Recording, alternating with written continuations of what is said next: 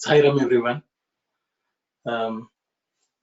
We are in the chapter of 6, I think, in Sandeha Nivarini, where Swami is talking about,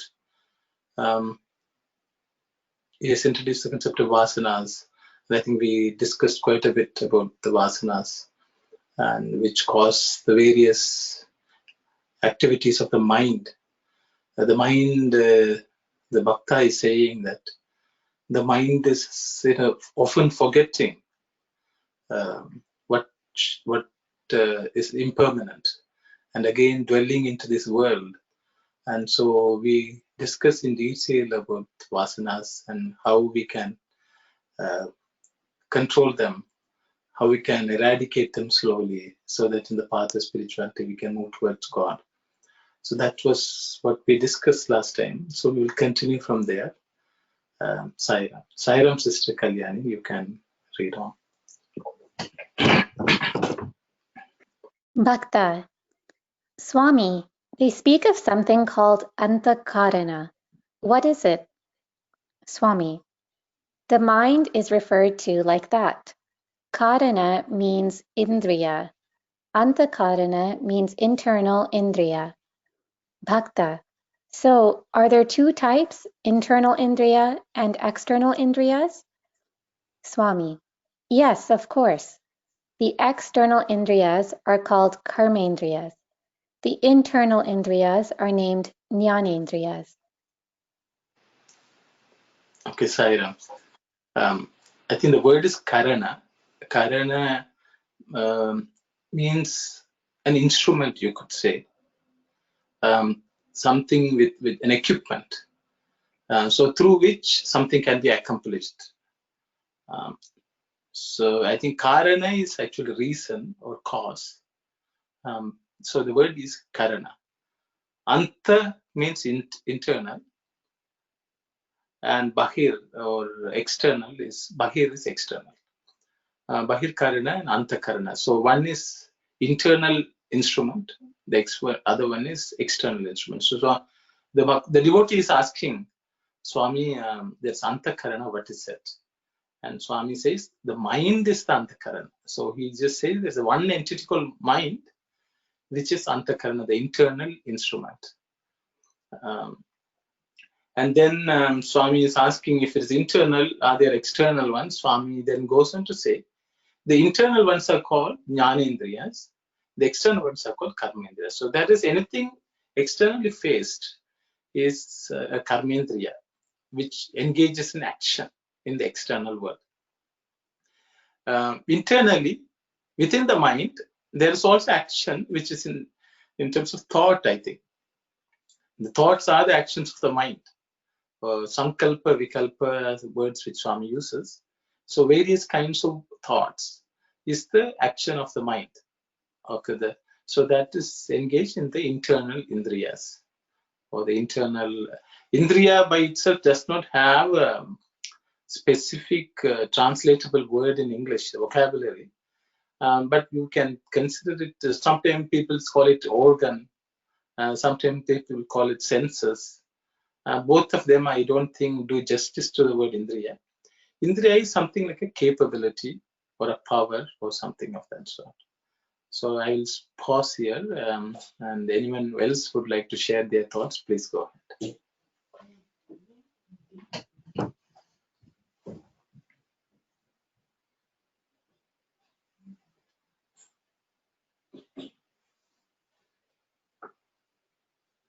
So Sairam, Sister Kalyani, I think that Swami is further discussing these faculties.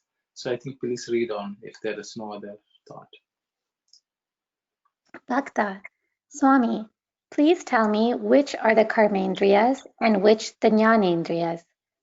Swami. Well, all acts done bodily are by karmendriyas. They are 5 in number. Those which impart jnana from inside are named jnanendriyas.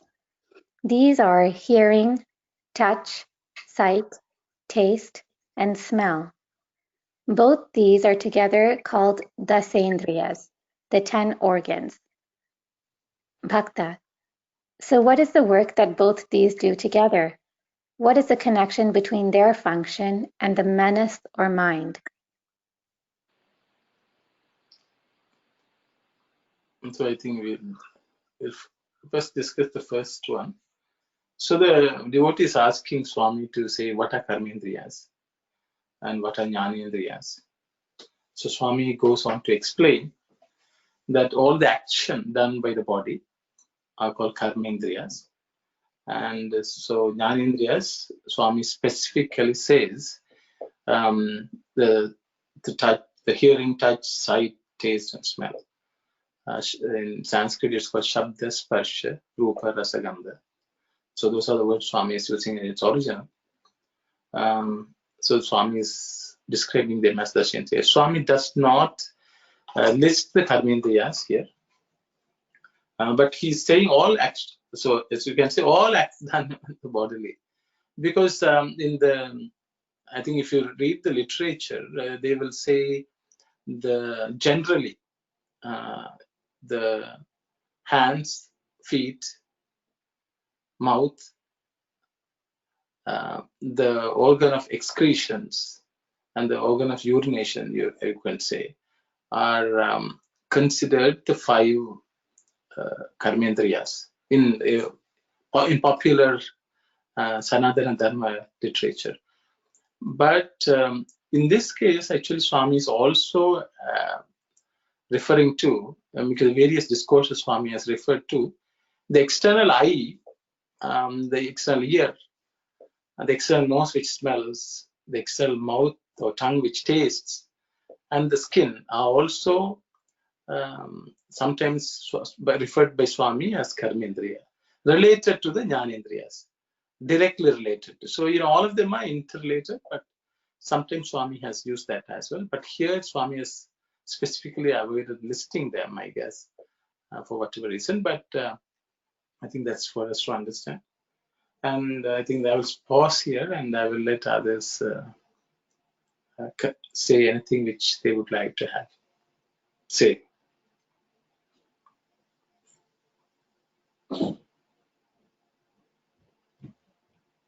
So I think you can continue, sister. I think after we read a few question and answer, there may be more discussion. So,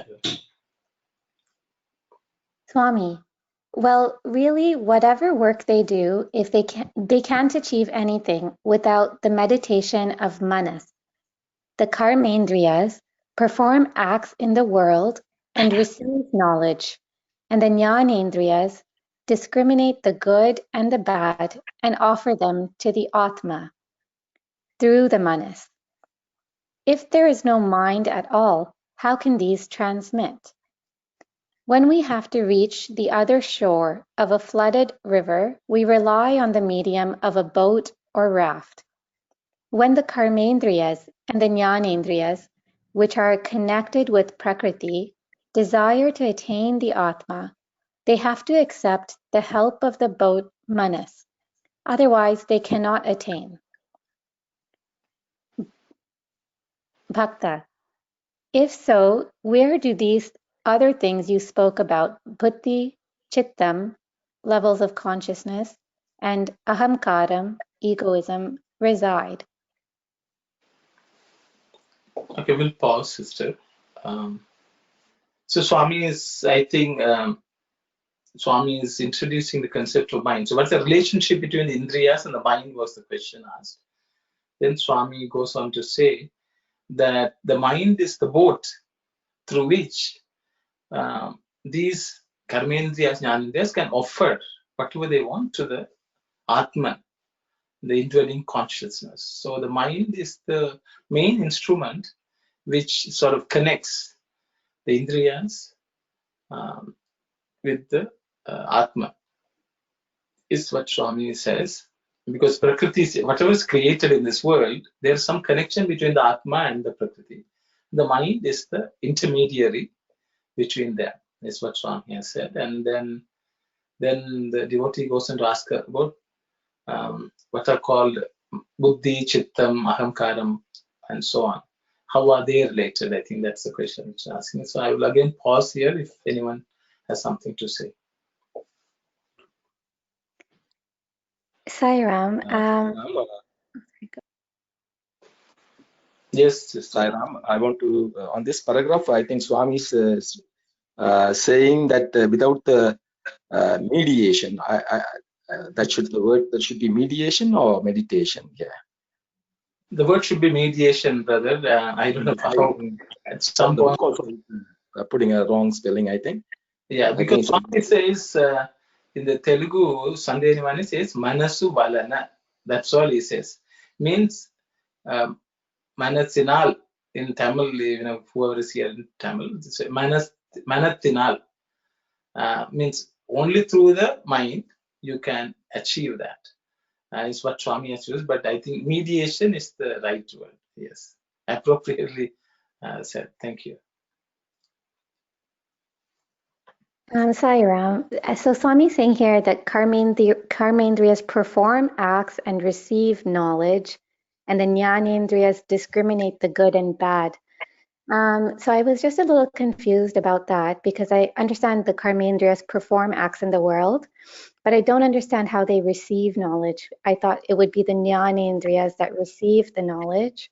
And then I also don't understand why the Jnanendriyas are discriminating good and bad. For example, if it's the sense of hearing or smell, I thought they would just, receive that knowledge from the world. But how can the Jnanendriyas, those organs themselves, discriminate whether it's good or bad? Okay, thank you. So anyone else would like to comment on this, please? If not, I will attempt. So, Sairam, brother, according to my understanding, the mind is the one grab the object. So the mind will Jnanendriyas discriminate what is whether it is good to have it or not to have it. But mind always says you can have it, or is discriminate always. Only Jnanendriya can discriminate according to this one. Thank you, brother. Sairam, brother. Sairam, I think if Aruna can check the Telugu, this thing, I think there's a lot of confusion. It sounds a lot of confusion in those sentences because the discrimination either buddhi or manas. So maybe the translation makes a confusion. I'm not sure. I think it's a good idea for Aruna to check the original Telugu this thing for those sentences. Yeah, so maybe okay, I will because this is I think we should understand because I think there's generally some confusion about some of these concepts. So Swami is actually clearly saying. So I will attempt myself. Okay.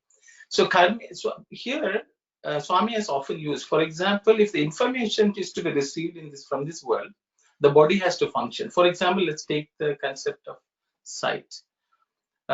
Without the eyes, the body cannot perceive. So the eye is open and the information is gathered by the eye.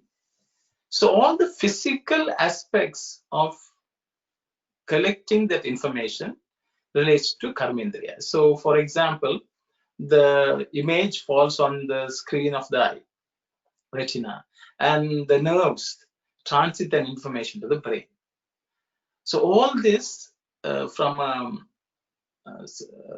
Vedantic perspective is an external activity. So you look at an image and you are processing, you're collecting that information. But there is, at some point, there's a handshake between the eye and the brain. Okay, or you can say that there is an information between the brain and the mind also. So there is a handshake or passing of information. At that point, Jnanendriyas take over. See, Jnanendriya takes over means, for example, if you look at something says, oh, this is beautiful, or this is too strong. All these thoughts come within the mind. But the thing is, the mind is also using a certain sense, an indriya called rupa or light, to evaluate. And all that is happening in the Jnanindriya. I think if you read further, maybe I will just jump a bit and tell. What Swami says is, see, it is like this. If we have, our body is there, the body is only one. To study the body, we categorize them into different systems. So, for example, we can say circulatory system, or we can say the digestive system, or we have the skeletons and so on. So that is one kind of division. The same. Then, if you want to look at study the, let's say, want to study blood. The blood is actually everywhere. It is in the respiratory system, it's in the circulatory system, it is in the digestive system, it is even in the bones. So that is a different cut.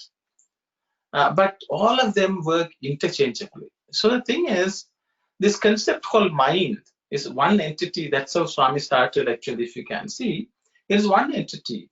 Now we are trying to analyze the different functions of that one entity. So one cut is, I would say, the indriyas. So it says, okay, this is the system of seeing, sight. This is the system for smelling. So that is an indriya. So that is a different cut, a slice of this one mind. Then Swami is cutting it the other way and saying there is manas, buddhi, chittam, and ahamkaram. So that's where he is going to come. So the thing is, you should understand there's only one entity called mind, which is doing all this, but it has different functions, and each of these functions is separated so that we can look at it and study it and understand how we can treat it. For example, if you go to a doctor, the doctor would say the circulatory system, there's blood. Sometimes, if you have, say, some cancer, they will say the nephrologist will look at it, the cardiologist will look at it, the hematologist will look at it. Each of them are looking at more or less the same thing, but their impact to differ from a different perspective. So the same way, you can say this problem relates to indriya of sight. Then you can say, okay, within that, what is happening? Is the mind working, buddhi working, and things like that. So they are all interconnected, but they are different functions of the mind. But for the sake of learning, analyzing, and studying this mind, these kinds of categorization has been proposed or suggested by sages. So you should understand, within one system, there are other things also present. For example, the blood is pumped by the heart. It is being in the lungs. It is exchanging oxygen to carbon dioxide and carbon dioxide oxygen. Then it goes and collects digested material and distributes. Then the bone marrow is generating some of these blood cells. So all this is happening. So hematologists will have a different perspective of that. So I thought that I would just mention that. So don't think they are all mutually exclusive. They are different categorization of the same mind, so that we understand and are able to see clearly what is going on in the mind. I hope that explanation of mine, based on my understanding, that reduces confusion for me. So that's my understanding. So I thought I will share that. Others can comment on this side. Thank you. That makes sense. So is it fair to say that the Jnanendriyas are within the mind or part of the mind? Yes, sister. It's all antakarana. That's why Swami has started with that. Okay, it is all antakarana. Okay. So again, the mind itself, because of the four function, it's called manas, buddhi, chittam, ahankara. So it's something like, if anyone wants to say Greater Toronto, within the Toronto, there is, within GTA, there is a Toronto also. So you can see the manas, which is the larger mind, is again divided into four categories. So it is just a process of studying this antakarana, which is an internal entity. Just the way we study body from physical perspective as having variety of things which go on. Same thing with the mind. Okay, I hope that clarifies a little bit at least. Thank you. Sai Ram, I have a question, Brother Aruno. In this paragraph, Swami says,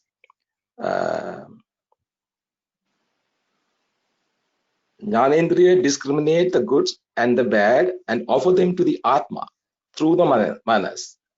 So that part I couldn't understand it. Are they really transmitting all those informations to the Atma? Then what is Atma is doing here? Why the Atma is trapped into this body and how this is coming up here? Like why that Atma, we say the Atma is, we are taking all these births and other things because actually the Atma is only the witness to my understanding. And then how this Atma is involved in this, if the body is doing these actions, this Karmendriya and Jnanendriya are doing these actions, so how come the Atma is involved in this and then taking the birth one after the other? What is that process, if you don't mind? Thank you, Saira. Okay, that's a very good question, brother. Anyone would like to talk about it? If not, okay, I will attempt. So what happens in this world? There's something called conscious. Let's use the word, I think Atman means that which is conscious. Consciousness is Atma. Without that consciousness, whether, if anything is outside also doesn't really matter. But human beings are engaged in activity of taking this and offering it to something. Because we think by that offering, you realize what is called bliss or joy or happiness. That's all we are trying to do. So the process of connecting the Prakriti or the nature to the Atman results in what is called bliss. Okay. Everyone is struggling to do this. So that process is the Atman is the witness. For example, if you say all of us offer prasadam to Swami, why? Or any form of God. The God doesn't need it, but we all offer anyway. Does he need it? No, the process of offering gives certain joy. The God doesn't need it, the nature doesn't benefit, but the process of connecting these two generates some joy. It's the same thing with any human interaction too. If we, through that, even if we want to give a gift to somebody, through that gift does not become that person, but the act of giving creates a connection, and that creating that connection, there's joy. So the only thing which comes out of offering the nature to the Atman results in bliss. So that is what Swami is trying to drive home here, because if that happens, no one will have any problem in this world. Okay, so even though it is not needed, it is the merger of that which came out of that Atman going back to the same Atman results in joy. Why is it happening? Why should it be separate? So the Sanatana Dharma says the one became many, the many will become one. So that is the process. In that process, offering of what is in the nature to the Atman is a connection. It's just like we may, if there are two people who want to enhance their connection, they will go buy something from the market and give it to the other person. It is not the thing which went, but the action of going through results in some joy, because what you give also may disintegrate and deteriorate, break or whatever. But the experience of sharing will last forever. I think that's what Swami is referring to from my understanding. So I will stop here. Sorry.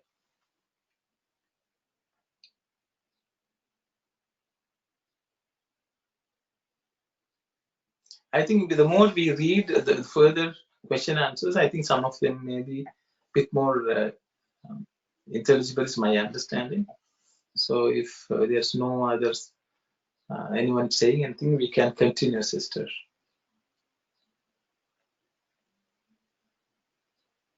Swami, they too are in this only. The Jnanendriyas and Karmendriyas are both together called Dasendriyas. Of these, 4 are distinguished and referred to as Anta Chatusthaya, or the internal 4 Indriyas. Those 4 are Manas, Buddhi, Chittam, and Ahamkaram. Bhakta. Very nice. That is to say, all are in the same thing. Life is indeed funny. But Swami, what is the function of these 4? Swami. Manas grasps the object. Buddhi examines arguments for and against. Chittam understands the object by means of these. Ahamkaram changes the decision for or against, and by attachment slackens the hold of jnana. These are the things they do. Thank you very much, sister.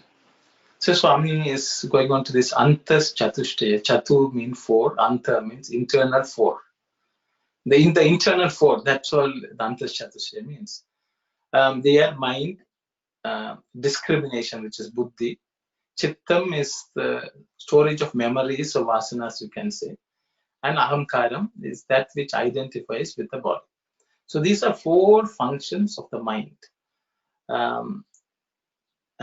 So Swami is going on to explain what each of them is. The buddhi is, manas just grasps the object. The chittam understands that whatever is understood is stored in chittam as memory or vasana. Buddhi is the one which distinguishes whether that's right or wrong, good or bad, and things like that. So I will just give an example from what I understand. So for example, if you take a mango, so the mind, the eye see, the image falls on the retina and goes to the brain. All this is a physical action. At that point, that information is transferred to the mind. And then the mind, so mind now understands there's a mango. It knows how it looks and all that. That information is gathered by what's called mind.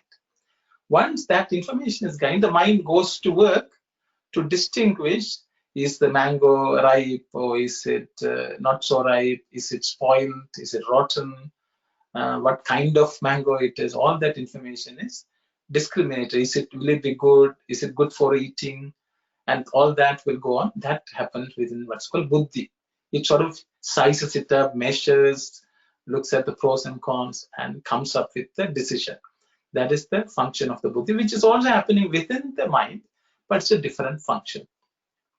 Then comes the chittam. Chittam is, as you know, it already has memories from eating a mango in the past. So what it does is it collaborates with this buddhi to check against its own memory to see, oh, if that mango is like that, it will be tasty. This is the way it tasted last time.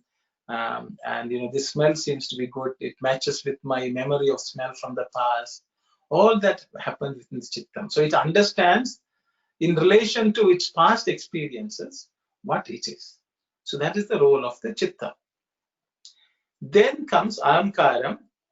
Ahamkaram is the aham is the I principle. Karam is his body. So ahamkaram is the tendency of the mind, function of the mind, which says I am this body. So once it does, then it says forget it. I want it.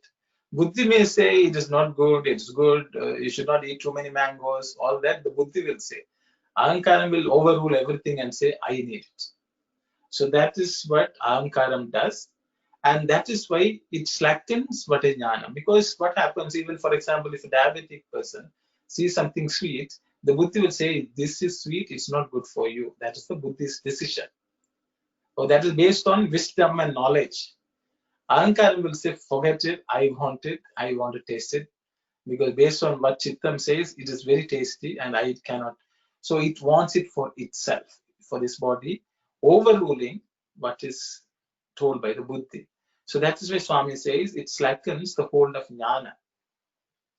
The jnana is ignored whenever ahamkaram pops up and takes control. The jnanam is it's ignored or overruled. Okay, so that's what I understand. I don't know, others can share if they're saying on thoughts, please. Thank you, Brother Arno. That's a great explanation. I was thinking about even Ravana has the same thing when he wanted to take Sita, because he wanted through the manners he wanted to attain Sita, but the Buddhi was telling him, oh, no, that's not the right thing, because through scriptures and even prior to those other experiences, that's not the right thing. And then Chittam understands is no, that is justification. It justifies it. It's not the right thing to do. But his ahangaram, his I consciousness, and he wanted to somehow he wanted to attain Mother Sita. That's the story that illustrates it. But my question here, I have another question here is, the ahankaram changes the decision for or against and by attachment. But that attachment is the desire that overrides everything. That's the strong desire. That's a concept of the body consciousness. Is that what is that attachment Swami is referring here? So the attachment, ahankaram, is once you identify with the body, that is the attachment.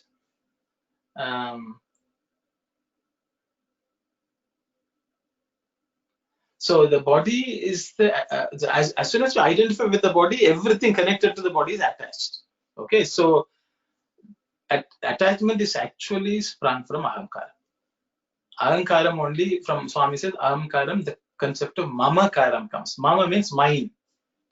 So if you say this body is mine, or body is me, then everything is this mind concept comes up.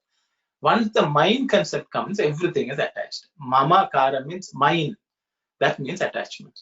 That's the way Swami explains. So the thing, what happens is this ahankaram becomes an impediment to offer it to Atma. So whatever you get, you have to offer it to Atma, but this ahankaram comes in the way and blocks it. And that becomes the ultimate ignorance. Because Atman, whatever is, so in the case of Ravana, as you say, Sita has to be offered to Rama. But ahankaram come in the way of Ravana and said, I want it. So that is, Buddhi is the instrument which will help all of us to offer it to the Atman. Though ahankaram the purpose of ahankaram is also needed in this body, because that you have to take care of the body also, so that we can do sadhana. So ahankaram has a limited role in playing its role in our life. But the thing is, if it takes over and it overrules buddhi all the time, then we will lose out. But it is needed to some extent, so that we look after the welfare of the body is kept healthy, in good condition. But that should not overtake. So ahankaram, in a very limited extent, is useful in our sadhana, but it should not take over everything. There's a question from a brother called Sitaram, because apparently his voting is not working. He's asking, can we erase the chittam in our life?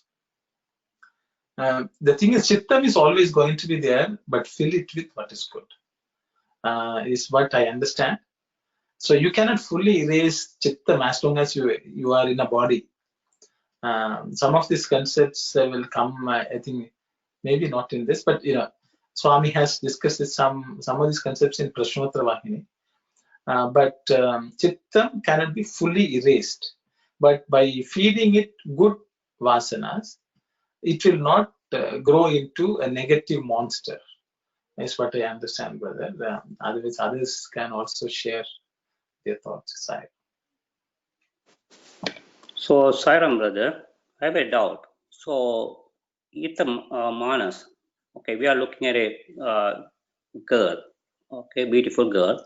So the mind goes into the object, but buddhi, we have to use the buddhi. Your mind goes through the buddhi, but whatever we study it on the Sittam. We have to know, let the organs do their work, but our mind supposed to be pure.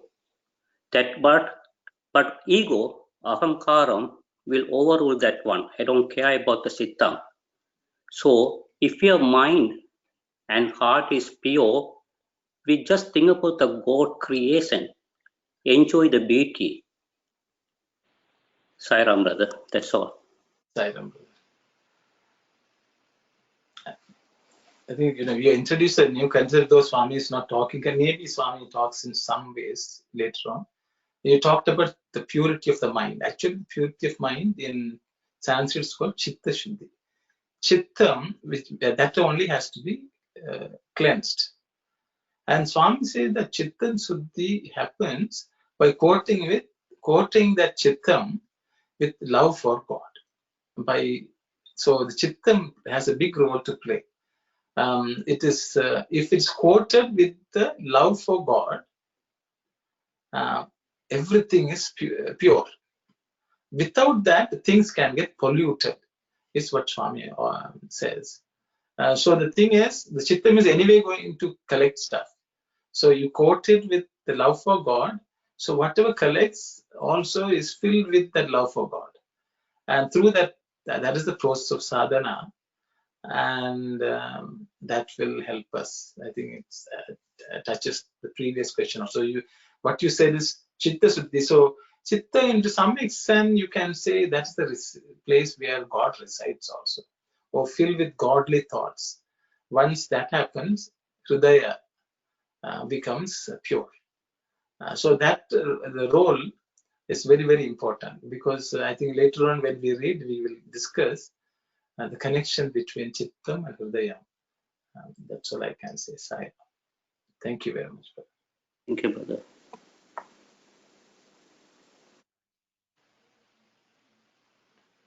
Sairam, Sister Kalyan, you can read on if there is no one. I just have one question, maybe a bit off topic, but last time we talked about how the vasanas come with us, I guess, from previous births. So that, I suppose, means the Chittam kind of persists throughout different births. Is that the same for the others, like the Buddhi, the Ahamkaram, the Manas? So I think the thing is, I think we have to go to Prashnottravayini. There is something called Karana Deha. Okay. I think it's an off topic. Maybe we can take it up as a separate topic. I think I would like to share the material with everyone and discuss that.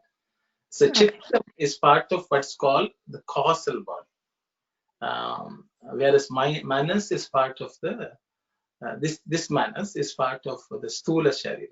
So there is subtle body.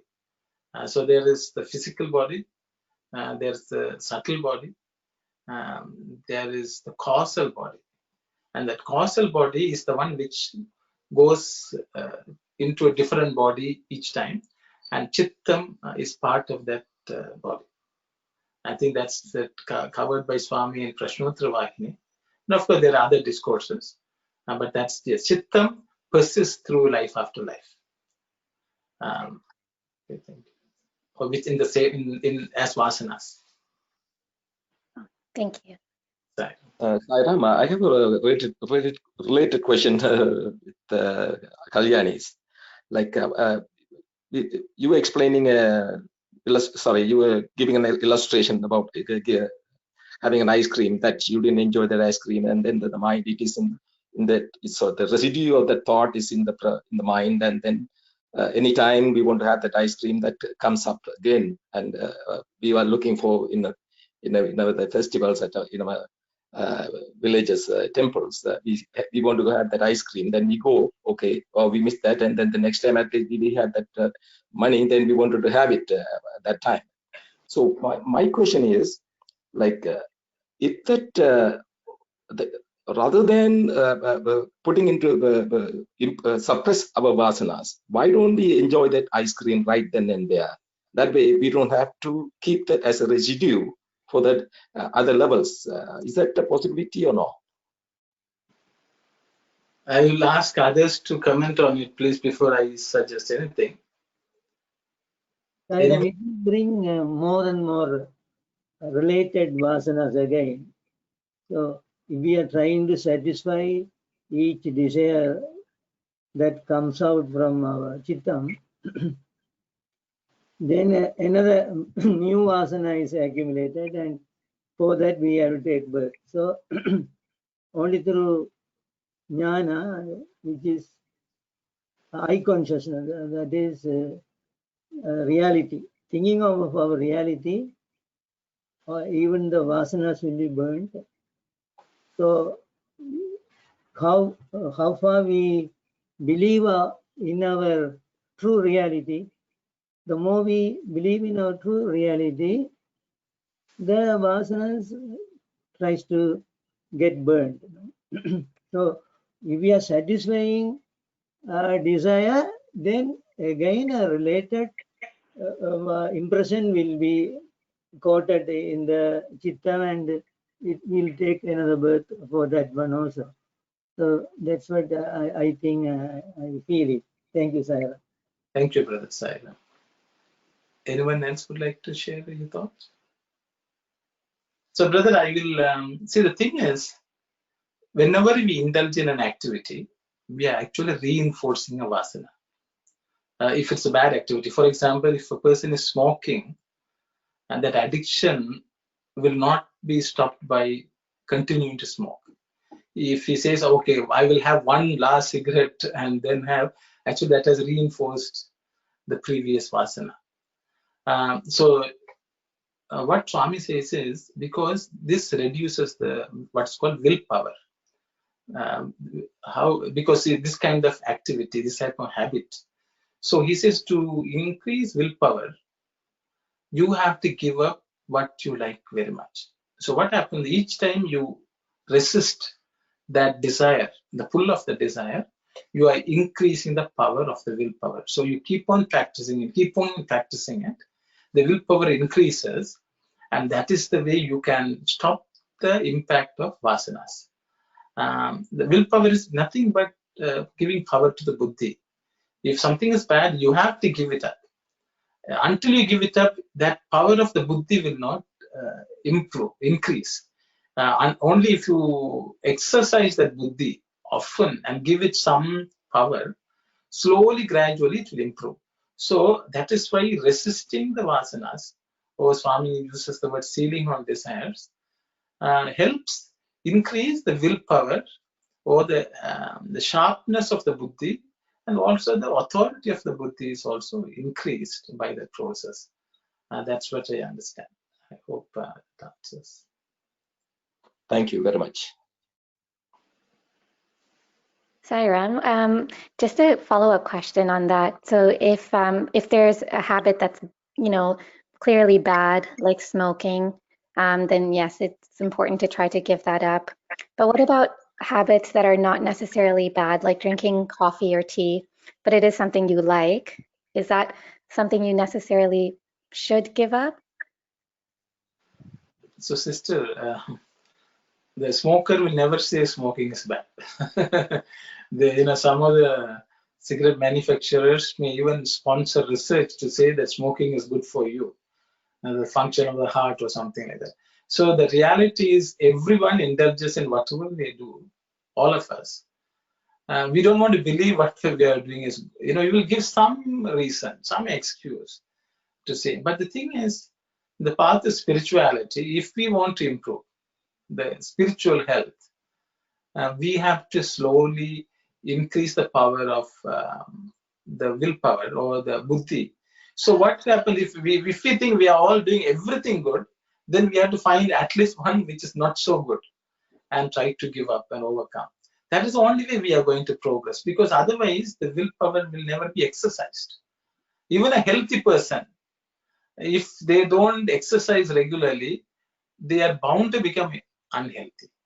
So even if your your health is perfect, you have to still engage in good activity to keep your health up. So the same way you had to, resistance training or whatever you want, cardio, you have to do some cardio related exercise or something like that.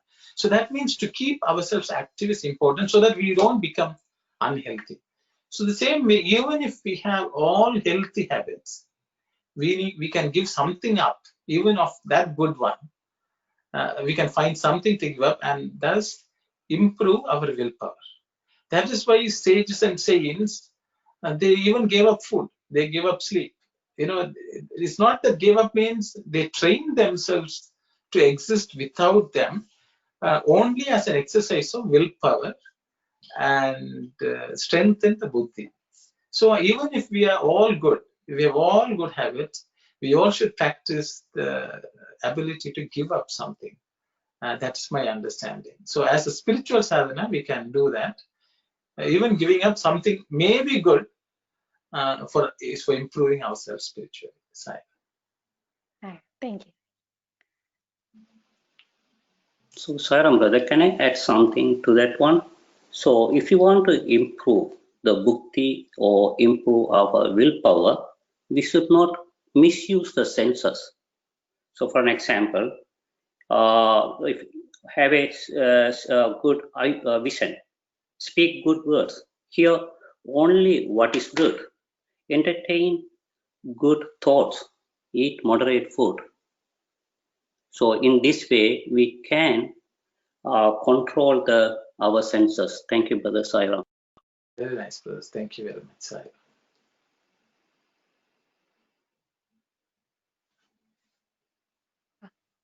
Bhakta, excuse me, Swami, I am asking only to know, where do these exist in the body? Swami, I am glad, don't worry. Manas is in the cupola, buddhi in the tongue, chittam in the navel, and ahamkaram in the heart. Bhakta, excellent. So buddhi and ahamkaram are in the most important places. These are the chief causes of all the world's miseries. Then, if we examine it with reference to your words, it looks as if there will be no misery when these two places are made pure. Sairam, everyone. So Swami is telling these different functions of the mind. I think that's the way we should look at it, because the Swami has already taken the mind and broken down into 4 parts. But each of these functions reside in different places. The cupola is our skull, you can say. So that is where the manas, the ability to perceive objects exists. So I think everyone knows that the brain is what collects all the impressions in this world through all the faculties. And so there is an interface between the manas and the body where the brain is present. So around the brain, I think, is present the manas, which takes the impressions collected by the brain into the mental field. So that is where the manas is, that which captures the object. Then Swami says buddhi is in the tongue. The tongue is the place where buddhi is, because tongue performs multiple actions, and Swami has always said the tongue, when it is controlled, your buddhi will be strengthened a lot. That is why taste, not being a victim of taste or a prisoner of taste, is very, very important, because by strengthening that ability not to fall prey to taste, we can develop buddhi in a big way. And the same way Swami says, if your speech is also controlled, that also increases your buddhi. Swami has always spoken about. Chittam, which is the collection of memories, is the navel region, in the stomach region, you can say. That's where we are born. As you can see, everyone in the umbilical cord is what feeds us when we are small children, babies, infants, or in the mother's womb. So you can see, so the chittam is actually feeding. So the chittam which came along with the soul is feeding and making the body, it's forming the body in the mother's womb. So it's in the navel. And also, actually, many people say all the emotions are stored in the gut. I think it's a very common term in English. So chitta, all the memories are stored there. And ahankaram is where the heart is, Swami says. So as you can see, the ahankaram has to be changed into God, because ahankaram is what gives rise to attachment. So instead of attaching with the worldly, with the body and the other things related to the body, if we can use that faculty of mind, which is called ahankaram, and attach to God, that becomes hridaya, and that becomes full of compassion. And so chittam, when it is purified of all impulses and made pure by the love for God, then the hridayam is where God will reside. So those two are very, very important also. I think so Swami has very beautifully told us what are these faculties, how we can use to improve ourselves and also reach God. That's the purpose for which Swami is, I think, explaining all this, so that we understand our own mind, how it works. It's the same way, and if you know how the heart functions, how the lung functions, then you can do things to strengthen the heart, strengthen the lung, and so on. So it's the same thing. If you know how the mind works, we can exercise them properly so that they strengthen, so that we can offer everything in this world to God, to Atma. So that's what I understand. So I will stop here. If anyone else would like to speak, please share your thoughts, please. So, Sairam brother, this part I didn't understand. Sittam in the navel and ahankaram in the heart, that is okay. The sittam, I didn't understand. Why not in the memory? Why they are saying navel? The thing is, sister, brother, everyone thinks after our Western education that everything is in the head. That's where the memory is also. For example, I think there's some science experiment which have done how gut is related to memories. For example, if you see something and you will say, I have a gut feel, that means you feel it in your stomach. So feelings. So the thing is, ultimately, your feelings are all expressed in the stomach. People know that if you are not in a good mood, your digestion will not work. You may get a headache and all that, but the digestion will not work. The acid may be secreted a lot if you're angry. All that happens in the stomach region because that is where the chittam is energizing everything. That is where the presence of memories is supposed to be in the navel region, in the chittam, because that is ultimately the connection to our previous birth also. That's why a lot of pranic healing and things like that, in India, they have a certain energy body healing. They will all focus on the navel region, as you have to, the energy center of the navel is where everything is gathered. So that is the understanding. So because of our training, I would say Western training, we all think everything is associated with the head. That's my understanding. Sorry about Thank you, brother. That's what I can understand. Even if we chase the animal, only it can show his feeling from the naval system. Thank you. I think there are spiritual practices for each of these four sections. Like manas, mind, we need to meditate on God, or buddhi, on the tongue is namasmarana. Similarly, purity of thought, word, and deed, and to compassionate heart. Like that, we have practices for each of these four sections. Am I right? Yes, brothers. Thank you very much. Very nice. And Brother Sitaram has also posted in the text box saying that eating sattvic food is very important to keep chittam clean. That's why your stomach is, any impressions which come along with food get directly stored in the chittam. Because we consume, food is the biggest consumption by us, more than any other senses. Because we eat definitely 3 times and sizable quantity. So I think the feelings which come along with food and any impurities affect the chittam. That's what Brother Sitaram has said, and that's why so much importance is given to food. So, Thanks to Swami for bringing this topic over here. It's beautifully said, and you elaborated very nicely. I understood a lot of things this morning. Thank you very much. Then I have a question here. So what is the role we are talking in science, like a subconscious mind and the subconscious mind? Where do they play a role in this? Like we are talking about this Manam Buddhi Sittam Ahangaram. What is the part of the subconscious mind over here? Thank you, Saira. Anyone else would like to comment, please? Chittam with the subconscious mind, for Chittam. Yeah, thank you, sir. That's the same Chittam as in Satchitananda or awareness? No, brother. That is Chit. This is Chitta. Okay, Chit is consciousness. That is part of Atman.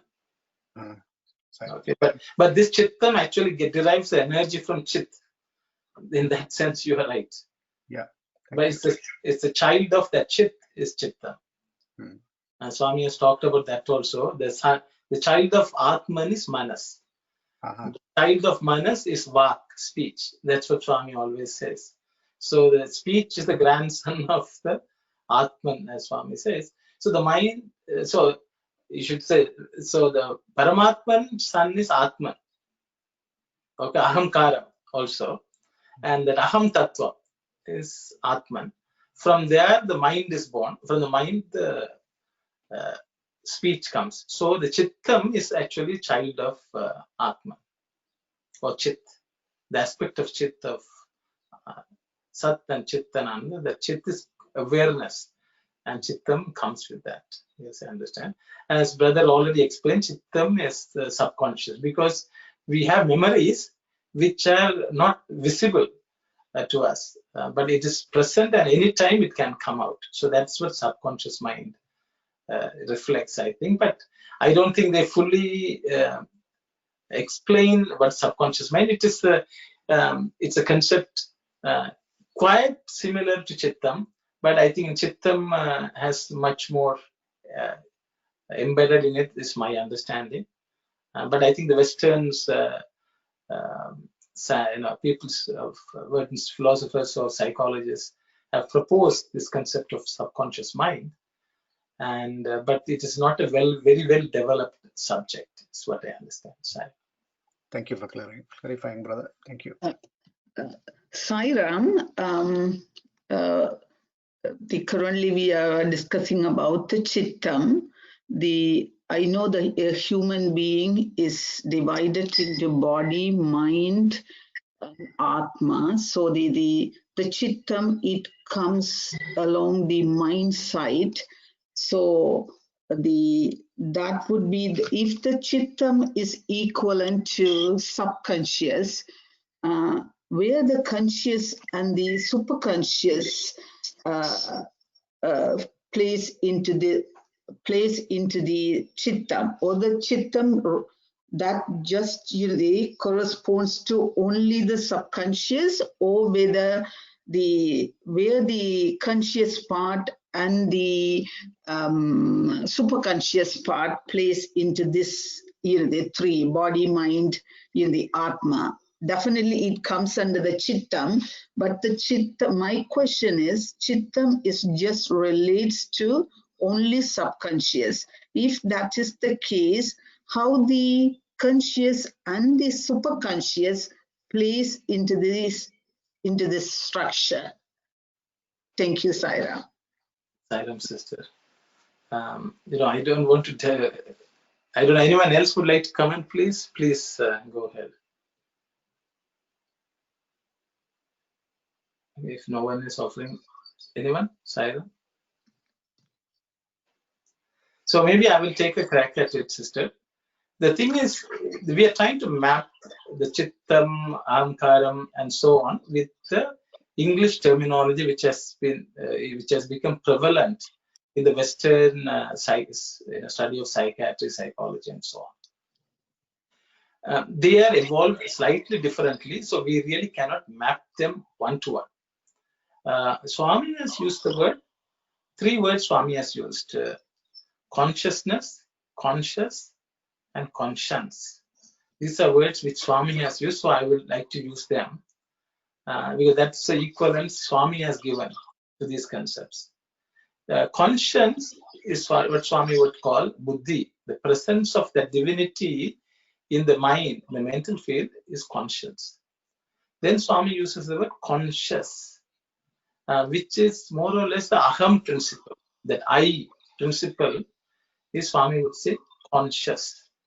Then Swami would say consciousness is the more or less the Paramatma. Okay, that's the way Swami says. Then we have introduced the concept of subconscious. The subconscious is along with conscious. This I principle and subconscious chittam are actually part of the causal body. If you read Prashnottara Nivarini, Swami clearly explains. So that subtle body consists of manas, buddhi, and so on.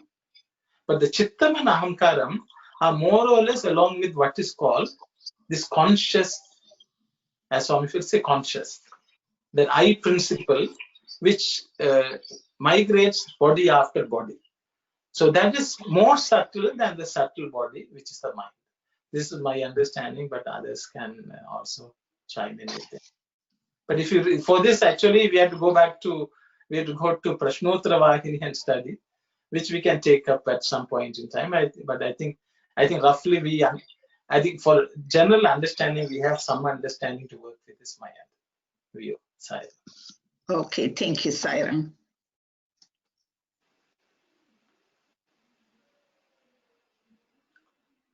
Sairam, Sister Kalyani, maybe you can read on another page, I guess.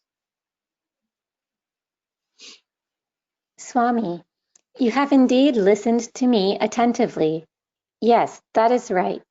First, if words are used in a clean and pure manner, that is proof of buddhi, treading the right path. When ahamkaram is suppressed and conquered, that is proof of the heart being pure. Therefore, be very careful as regards these two. Then even your manas and chittam will come to have good vrittis. Then only you will be free from pain and misery. They can never happen to you then. Sairam, everyone. I think Swami has very clearly explained. There's nothing for me to add. I will open it up for any discussion. I think some of what we discussed, Swami is nicely putting it here. Anyone would like to share your thoughts, please go ahead.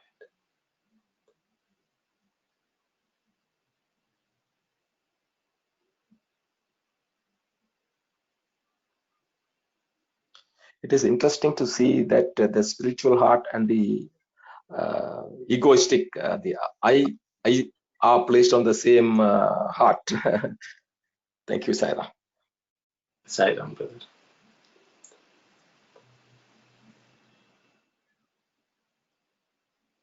I think Swami has gone on to explain to us because if we don't understand how the mind works, where the problems lie, how to fix it, it's always a challenge. To know what is going on where, we can go and, even if there's fire in a home, we need to know where the fire is.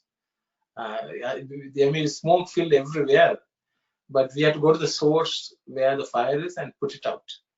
Same way in our mind also, there may be fire somewhere and that has to be put out. And Swami clearly has explained to us what can go wrong, where it can go wrong, how we can fix it.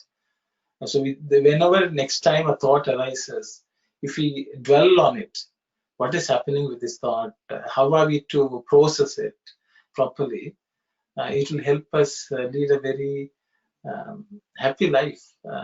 We will not run into miseries, as Swami says. Hopefully Swami will guide us.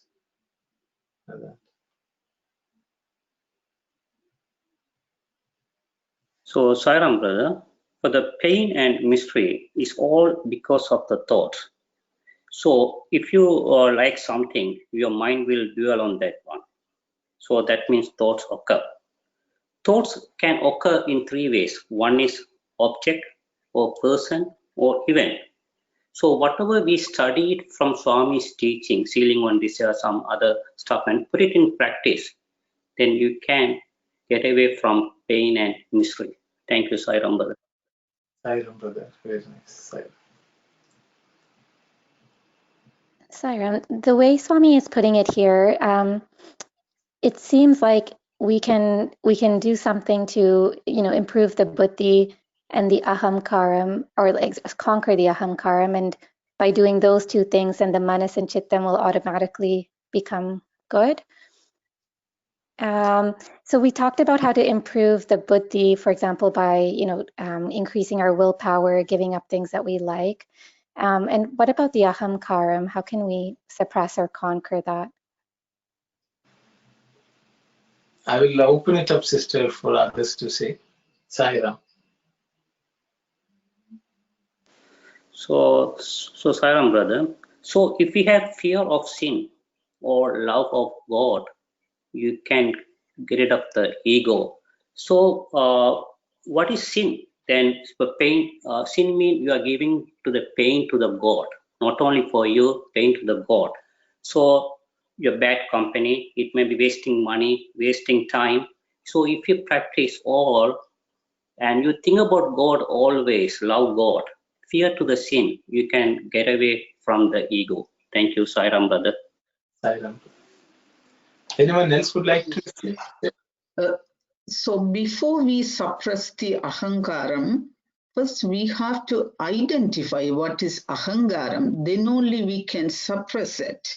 So maybe the certain activities may not be identified by the person as ahankaram. So so before we try to suppress my understanding, first the person should identify or we should know how to differentiate whether it is an ahankaram or it is something not ahankaram. Then only we would be able to try to suppress it. So maybe the Sister Kalyani's question, how to suppress it, but my question, how to identify whether it is purely an ahankaram or whether it is something that person doesn't know or doesn't understand it is an ahankaram. As a first step, we have to differentiate or we have to identify whether I am having the ahankaram in it. If I identify, then only I can try to suppress it. As long as I don't identify it as an ahankaram, then I never ever is going to suppress that. That is my the thought on it. Maybe someone else can elaborate how to identify whether an activity is an ahankaram. Maybe most of the people we can easily say, okay, this and that, that is an ahankaram, but the person really facing that, that person may not understand, or it could be an ignorance, or that activity is an ahankaram. If say for an example, if a 10-year-old child, if I want to explain this is an ahankaram, how would I put it in a word? This activity is an ahankaram or egoistic activity. How how I would explain as a parent or as a guru, how I would explain it. Thank you, Saira. Thank you very much, sister. Sai, anyone else would like to talk about this?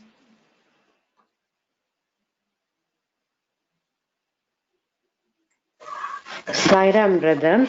Really, going on with Sister Anandi's question. Identifying is very important. Then only, it's not only for the small children, for adults too. So sometimes the person will think that they are doing the right thing. So in that case, how we are going to say that is because the ahankaram controls only the pure heart calm. So without that, we cannot do anything. So how we will express that without hurting them, or just we have to move on. So these kind of things is happens in our daily life, right? So I think that is very. I also think that we have to discuss on that little more for us for our own benefit. Thank you. Thank you. Sairam. Sairam, sister. So, Sairam brother, this one we can see it in our daily life. We are going to the Balavya class, we are going to the study circle, and when the problems comes at home, what the husband say or what the spouse says, this what you are going to the Sai Center, this what you are studying to the Balavya class, this what you are you practicing. So when the ego come, these are the words, whether they follow that or not, this is the one they are using, that one. So when you practice, then that is the answer is there. Thank you, Sairam brother. Sairam. Sairam, this is what we pray to God to give us good buddhi or intellect to identify which is good or discriminate between good and bad. Whether my heart is being ahankaram or towards love, compassionate, or love God and others. So I think intellect and buddhi is number one that we need to pray for. Sairam, as Brother Aruno explained before, ahangara means aham plus karam. Aham is I, karam is body. So ahangaram is, in essence, body consciousness. So whatever that we speak or do out of body consciousness will reflect ahangaram principle. But in most of the cases, it is very clear when ahangaram works, we can easily identify. If I say something, I can identify, oh, I am speaking of from ahangaram in the common sense, in the common world. So the phrases like, oh, without me, this couldn't have been done. If not for me, how can we expect like this? So these words itself express that directly that ahangaram principle. So it is both body consciousness and this feeling of superiority. Basically, the ahangaram comes for many reasons. When the person is rich, it will come out in that form. If it is educated, it will come like that. So even the bhakta has ahangaram. Even the Arjuna had this bhakta ahangaram, and Krishna had to stop it. So I think that's what I can say. Thank you, Sairam. Sairam. Sairam, in the one word it says Manamadu Suttamandral Mandaran Javika Vandam. In this that one single thing, we don't even have to say Manamas Bharana and everything, we control that ahankaram. Whatever we go to Sai Centers and everything we study, but when we out of the 1 hour, then is come to the thing, then is all the ahankaram and everything is come to our mind and we are acting according to that. And it's hard to practice, but that's a simple word is saying, is controlling that is really hard, but we can practice. And also, the Ravana did all the tabas and everything. When he got that, all the things, powers and everything is automatically comes ahankaram. Then he does the only one single act is going to the thing. But the other way, he pray for Rama to, the thing, God hands, he has to die. That is also his karma. Is everything played together, I think, in the world. Sairam. Sairam, sister. Anyone else would like to say something, please? Swami is embodiments of love. We are approaching Swami with love only. And only Swami answer to us. And likewise, when we are talking to the people, we can show our love to the people. Then they will again show the love to us. Never fail to this. Please, when we are talking to the people or anything, the main thing is love is important. Thank you, Sai. Silent, brother. Anyone else would like to? So maybe I will say some words. It's about 10:16, but we'll address this and close for the today. So the thing is, how do we identify Ahankaram? I think different members have already told. So I'll just sort of summarize maybe. The thing is, Ahamkaram is, you think this, you are the body. I am the body. That thought is Ahamkaram. And everything is an offshoot of that thought. And that's why Swami again and again in every Vahini, every discourse, Swami will bring this up. You are not the body. So we need to know that we are using the body. To that extent, we need to look after the body. Beyond that, we are not that body. We are the Atman. That has to be cultivated. Without that, whatever we do, any sadhana we do will not fructify. It will not become beneficial. We may attend bhajans and things like that. It is like, we are cleaning the house, but there are some spots in the house which are dirty and we have ignored. So we are just sweeping the place. We have been sweeping again and again, but under the bed, behind the cupboard, there may be dust. It's the same thing. So Ahamkaram is something which is there in all of us, and it will always be there. So, but the thing is, we need to make sure that it does not overshoot. And the only way we can identify is with the word called mamakara, mine. As soon as that comes, then we know the Ahankaram is growing. But Swami says that can only be changed by love. So then many people, we look at our people who are attached or people who we like and we say we love them. But we don't love people we don't like. So that is why Swami says that is very difficult in this world. So you just love God. So Ahamkaram is capable of loving God, and through that, compassion will well up in us. So the more we love God, so even for Chitta Sutti, also Swami will say you quote it with the love of God. Even for Ahamkaram, the Aham should identify I am part of Swami. I am part of divinity. What will Swami do in my position is a question which we have to ask. Not to say, we are going to have, materialization, power, miracle worker or anything like that. No.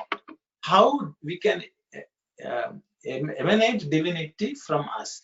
Because we should function from the thought, I am a divine spark and everything which I do should be such that it can be offered to God. With those thoughts, with the love for God, with the thought to offer it to God, if we cultivate slowly, our heart will be filled with what's called compassion. That Swami says, daya means compassion. When compassion is completely filled in our stomach, that is when Hridaya, it can be called Hridaya, and that's when God resides in that.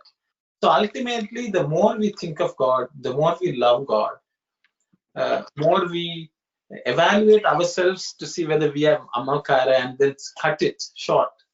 These are activities which we have to engage. We should look at everyone and say, yes, they may not be attached to this body, but they are also equally dear to us. If we can slowly cultivate it, it's good, but we cannot cultivate it without attaching ourselves completely, unceasingly being love, thinking of God. We cannot achieve that, is what I understand. So for all this, thinking of God, talking about God, living with God is the only solution from what I understand. But we can see the telltale signs of Ahamkaram cropping up, and we need to contain it, is what I understand, Sister Kalyani. I hope these discussions shed some light And I'm sure Swami will clarify things for you in your own way. Sai Ram. With these thoughts, I think we will close the study cycle for today with Samasta Loka and Om Shanti Shanti. If anyone has anything to say, I'll just pause for about a couple of few seconds and then we'll just close. Sai Ram.